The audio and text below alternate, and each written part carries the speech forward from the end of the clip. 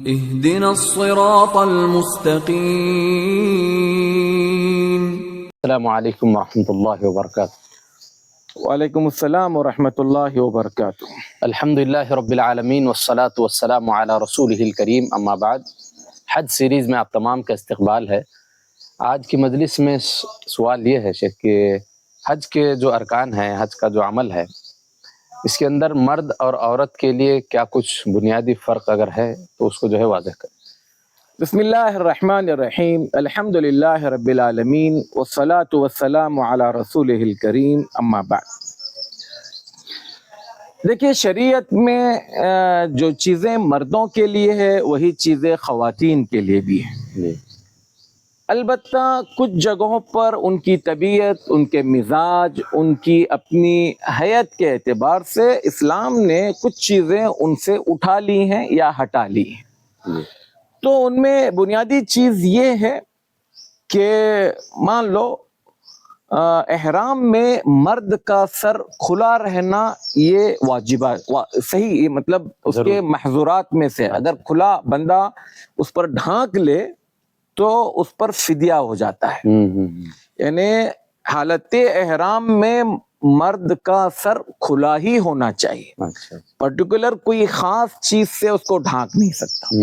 جبکہ عورت کے لیے اس کا الٹا ہے کہ عورت کا سر ڈھکا ہی رہے گا، البتہ چہرہ کھلا رہے گا اگر اس کے ارد گرد میں کوئی محرم غیر محرم نہ ہو تو۔ سب محرم ہے یا کوئی بھی نہیں ہے تو چہرہ کھلا رکھ سکتی ہے، لیکن سر جو ہے اس کا ڈھکا رہے گا۔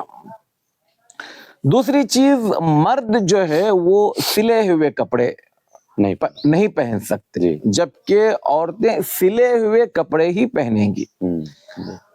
اور اسی طرح سے مرد جو ہے وہ نہ دستانے پہن سکتے ہیں نہ ساکس پہن سکتے ہیں، اور عورتوں کے لیے یہ ہے کہ وہ ساکس تو پہن سکتی ہیں، دستانے البتہ نہیں پہنے گی اور نقاب نہیں باندھے گی۔ اسی طرح سے مرد حضرات جب تلبیہ پڑھیں گے تو افضل اور بہتر یہ ہے کہ وہ بلند آواز سے پڑھیں، جس قدر بلند آواز سے وہ پڑھ سکتے ہیں پڑھیں، کیونکہ ان کی آواز جتنے درخت پتھر سنیں گے وہ ان کے حق میں گواہی دیں گے۔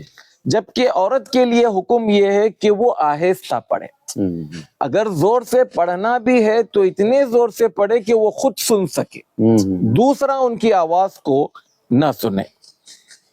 ان میں سے ایک چیز یہ ہے کہ طواف میں بندہ جب طواف کر رہا ہے، طواف قدوم جس میں احرام کی حالت میں جو طواف کر رہا ہے، اس طواف کے پہلے چکر میں مرد رمل کرے گا، یعنی شانے ہلا کر تھوڑا سا اکڑ کر چلنے کے انداز میں چلے گا، جبکہ خاتون بالکل نارمل رہے گی، اس کی حرکت یا اس کے انداز سے کوئی تبدیلی اس میں نہیں آنی چاہیے۔